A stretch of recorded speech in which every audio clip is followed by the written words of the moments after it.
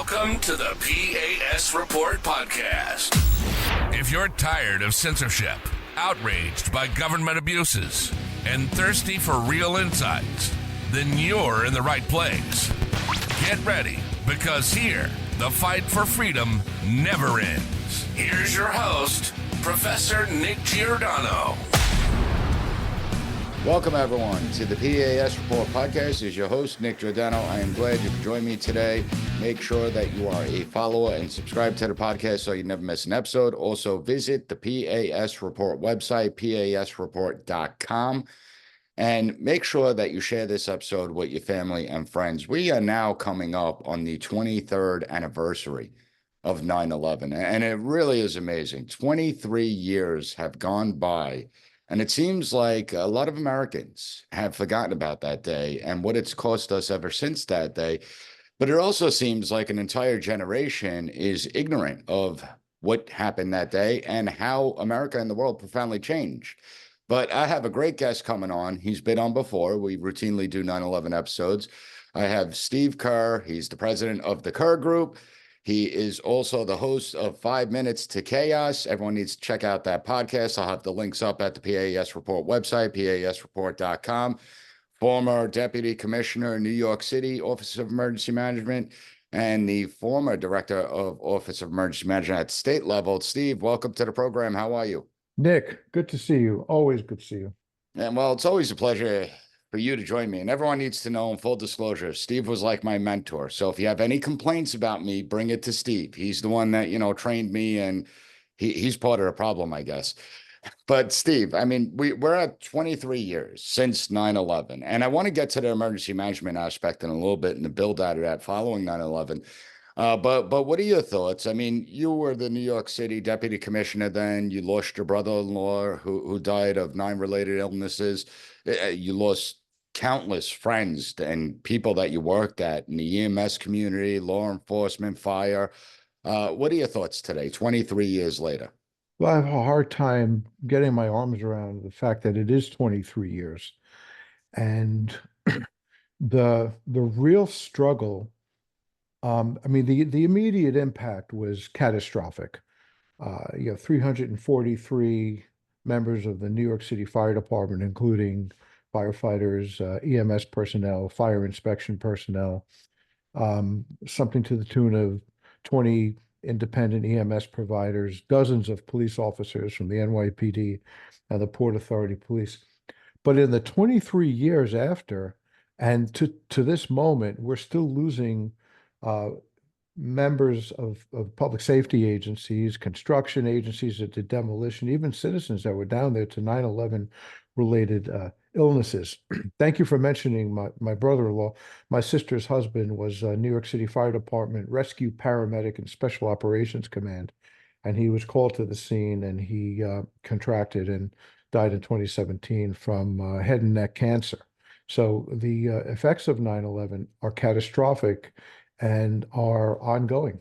Yeah, and I want to tell the audience, I believe the number is now over 5,500 people have died, plus people have died from 9/11 related injuries. That's on top of the 3,000, nearly 3,000 that we lost that day. And so this was catastrophic, and it still impacts us. And it's why we continue to talk about it. I mean, when we look at the loss of life and then the start of the war on terrorism, it's really hard to grapple everything that's happened since. Now, following 9/11, we recognized the need to build out emergency management and homeland security. So just for the audience out there, they're not emergency management specialists. Can you just give them a basic understanding of what is emergency management? I'm glad you asked that, because we've done episodes on 9/11, as you mentioned earlier before, and it strikes me as odd that the general public really doesn't know what emergency management is. And if you think about it, we don't really market ourselves very well. And in the public sector, at least, emergency management is in the shadows behind their elected leaders. To some extent, that's okay. But it's important for your listeners to understand that emergency management exists in the United States at almost every governmental level, starting at the federal level with FEMA, the Federal Emergency Management Agency. every state and territory in the United States has a state or territorial level emergency management agency. And then as you go down through the counties, tribal nations, local jurisdictions to including cities, towns, and villages, to some extent have some form of an emergency management operation. The larger of those would be the big cities, big city emergency management agencies like New York City. I was fortunate to be a founding member of the New York City Office of Emergency Management, which was created by the mayor in 1996. And as you mentioned, you and I worked at state level emergency management in New York as well. On the private sector, similar operations exist. So let's assume some of your listeners are in the corporate sector, CEOs, COOs, managers, and businesses. They might have an emergency management operation, don't even realize it. It might be called risk management. It might be called business continuity. It might be called crisis management. But what is done in both the private and public sector are very, very similar. Yeah, And as it should be. right. And we're talking about preparing, understanding risk, understanding the intelligence that could impact a community or an organization, and preparing through planning processes to respond, exercises, and the ability to bring the necessary agencies or assets to bear to respond appropriately to an organization to reduce the impact on a community or save an organization, to make the organization resilient and essentially to be able to survive a disaster. And we saw following 9/11, obviously, the build out of emergency management even further. I mean, it really had an expansion, and it's for both man-made and natural disasters. So then we saw Hurricane Katrina. Again, this all contributes to the growth of emergency management because we've seen the threats that we face, whether it's man-made or natural. But over the last several years, it seems that a lot of people have forgotten about emergency management, that emergency management has almost been put on the back burner, that officials aren't properly trained in emergency management. And really, I started to notice it around the coronavirus, right, where the public health officials just ran everything without very little input from any other entity, any other sector that had a stake in it.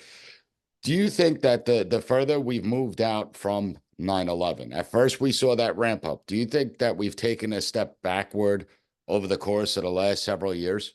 Well, I think the coronavirus pandemic was um, part of the problem or the beginning of the problem.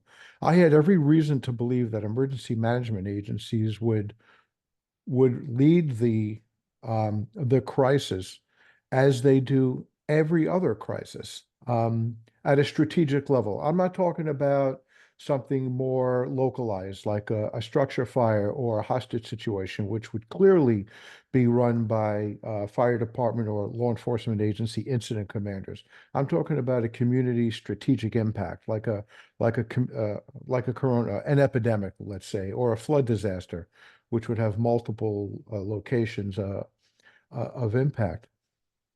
It's yet unclear to me why emergency management agencies ended up being put into the shadows by their elected leaders. I think on it, just to do a quick assessment of that, I think they just elected leaders assumed that health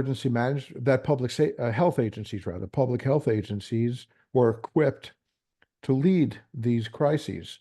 They would be, but to not to lead the whole thing. Emergency managers have their finger on the pulse of all the agencies.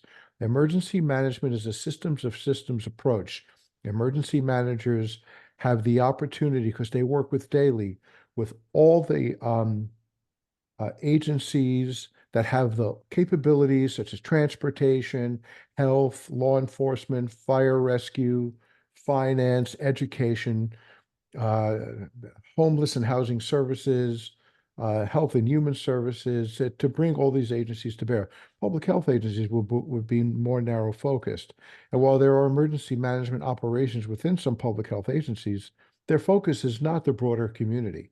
It was a mistake for emergency management agencies not to be put in charge, or maybe that's not the right word, or to have more of a facilitation and coordination responsibility during the pandemic. And I think that has had some bleed over effect until today, and emergency management agencies are once again finding their footing. It's not the first time this has happened. Before, you mentioned Katrina. After 9/11 and before Katrina, and with the creation of the Department of Homeland Security in 2002, the emergency management industry in the United States took backseat to terrorism. In fact, FEMA was disbanded originally, if you remember the history, and there was an emergency preparedness and response directorate in the Department of Homeland Security that failed miserably on during the days of Katrina, and the post-Katrina Emergency Management Reform Act restored FEMA to its original state, and even enhanced its responsibility, and placed principal federal official in FEMA reporting directly to the president during catastrophic events. So emergency management sort of has this seesaw history where we go up and down. I think we're on the way back up now, but it takes some people that have had their finger on the pulse, guys like Jerry Hauer. Let me mention Jerry. You and I worked for Jerry Hauer. Fortunately, he passed away about a year ago. But Jerry Hauer was godfather of emergency management, or at least urban emergency management. And he developed or led the development of a program that was a very lean-in, crisis management oriented emergency management program. We need to restore that mental mindset about how emergency management works. We need to lean into emergencies instead of just doing the planning and being put second chair to other agencies. Absolutely. And not only doing the planning and having those plans ignored when a crisis really does come about. I mean, you and I, under your leadership, worked on strategic national stockpile plan, on a pandemic plan, bioterrorism plan. And so during the pandemic, I was like, hey, wait, what's going on? That's not what we discussed. And we worked with epidemiologists and everything. But more to the point, it seems like almost, during the coronavirus, the entire incident command structure and unified command structure just completely broke down. It was non-existent. And then, we saw the assassination attempt on the former president of the United States, Donald Trump. I'm listening to a Secret Service head, I forget his name off the top of my head, and he said that, well, maybe next time the Secret Service should send a person to the Unified Command Center. And I'm just like, whoa. Wait a minute. What did he just say? I remember in 2012 when we were at the state, we did the planning for the presidential debate over at Hofstra University. We were all on the same channel as far as communications go. Everyone was on the same page. We constantly had meetings, discussed, met with counterparts. What's going on? Is communication still really the biggest issue in emergency management where we see the failures? Well, to answer your question direct, absolutely. And it is dismaying that 22 years after or 21 years after the 9/11 Commission report, where interagency communication was called out as one of the key failures of the day, that we find the lack of communication or straight up communication failures in the emergency management or public safety realm. And you're talking about the Secret Service. Basic emergency management was not followed there. When the Secret Service said maybe next time they'll join the unified command, in my emergency management model, everybody has a seat at the table. So if we're going to be responding to a tornado threat, or we're preparing for a hurricane, all the agencies that need to be at the table will be at the table. That was an abject failure of law enforcement in general when during the assassination attempt on the former president, because those agencies, be they law enforcement, not necessarily emergency management, although I question where was county emergency management and all that, if any. Now, clearly that's a law enforcement responsibility, but emergency management, maybe if they had a seat at the table, could have said, hey, you got that command post standing up, let's make sure Secret Service is in there. That's kind of like what we do.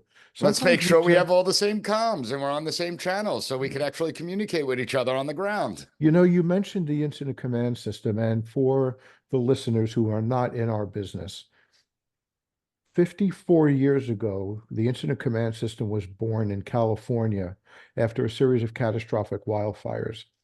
And the Incident Command System provides emergency management, fire service, law enforcement, really anybody that needs to manage a major incident or one that has multiple independent agencies that need to come together in a unified manner with common command and control structures, common and unified communication capabilities, common and or shall we say, common goals and objectives, so everybody works off the same sheet of music.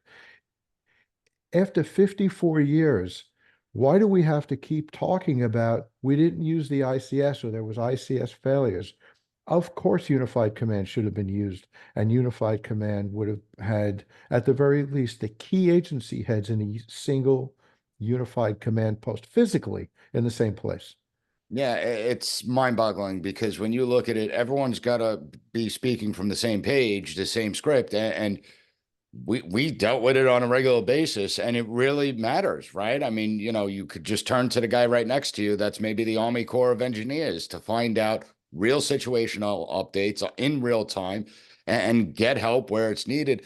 So I see the breakdowns.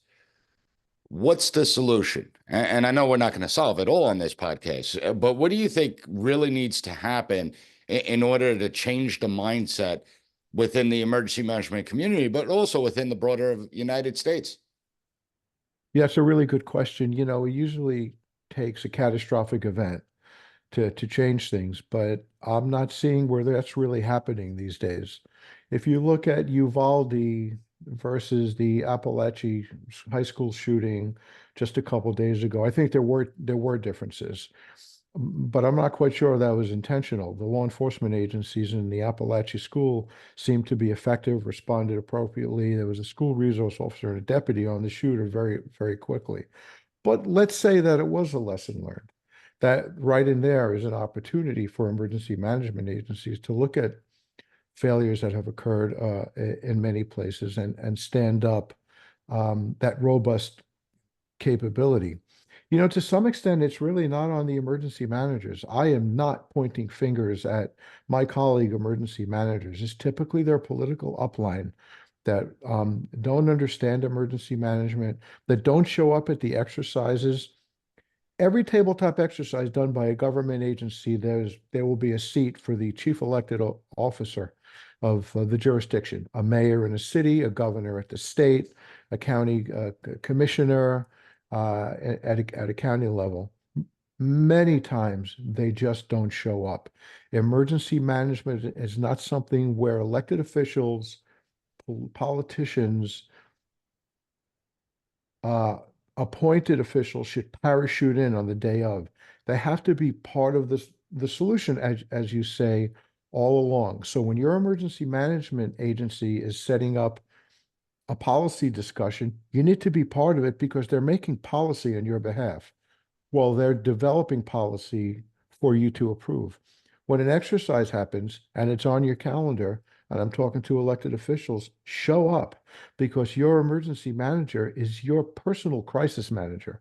Your emergency manager will make sure that your community or your organization becomes more survivable during an incident. But you have to be at the table. You have to understand how it works because during the coronavirus pandemic, people that had no idea how it worked were just calling the shots and making decisions and pushing emergency management into the shadows and using uh, response tactics and strategies that were completely against the structures that we have in place, such as the incident command system, such as structures that were put in place for public health response.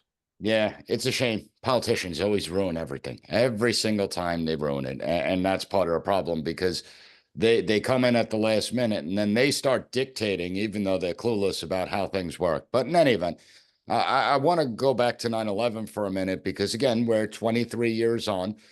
And one of the things that I find highly disturbing is I don't even call them protests anymore. These are pro-Hamas movements that we're seeing take place, particularly on college campuses throughout the country. We're hearing chants of death to America, death to Israel, basically death to Western civilization. But more importantly, there was a poll that 30% of Gen Zers believe that Osama bin Laden had the right ideas, believe that he was right and is sympathetic to his viewpoint. What are your thoughts as someone that lived through 9/11 and was so close to it? Well, I struggle with that. When my colleagues are still dying from 9/11 related illnesses, that we have American, and they're not just kids. You see some of these protests where there are older people, perhaps professors or just people from the community that are both pro-Hamas and anti-American. And quite frankly, I'm repulsed by that. As a patriot and as somebody that has dedicated his life to the protection of American citizenry, whether it was my time in the fire department as a paramedic or as a chief officer or in emergency management, helping communities and states and organizations, because I've been an emergency manager in organization sector as well, prepare to see these types of protests go on is just it's really hard. It's really heartbreaking, and I can only blame in part because protests have existed throughout our history. To some extent, it's who we are. But these protests are ill-informed and malicious. I have to blame in today's world extremist politicians, extremist mass media, and social media, or I should say biased mass media, because the world of the journalist, as we understand it from when we were younger, is kind of lost. And today, it's really a ching-ching scenario where it's better to draw a, a conclusion for you instead of giving you the information to make your own decision. And I'm blaming both sides. I'm blaming the left and the right for having, biased media, and that leads to uh, the ability for the media to influence people, especially as those that are unable to make their own decisions, and it leads to groupthink on a mass level, and that's what we're seeing. Yeah, Just especially on the four-year university campuses. well, look at some of the interviews, and I think some of these are probably cherry picked also. But do you know what from the river to the sea means? And these people, then again, I was going to say kids, they don't have a clue. They don't know what river and what sea, or they don't understand uh, the tunnel system. I saw that recently, an interview that somebody did with some people at one of the protests. They don't understand the tunnel system, or that so much money that has gone to Gaza has been appropriated by terrorist groups and put to work in nefarious ways. And it's just this groupthink that's going on. And it's almost like it's vogue to be anti-American.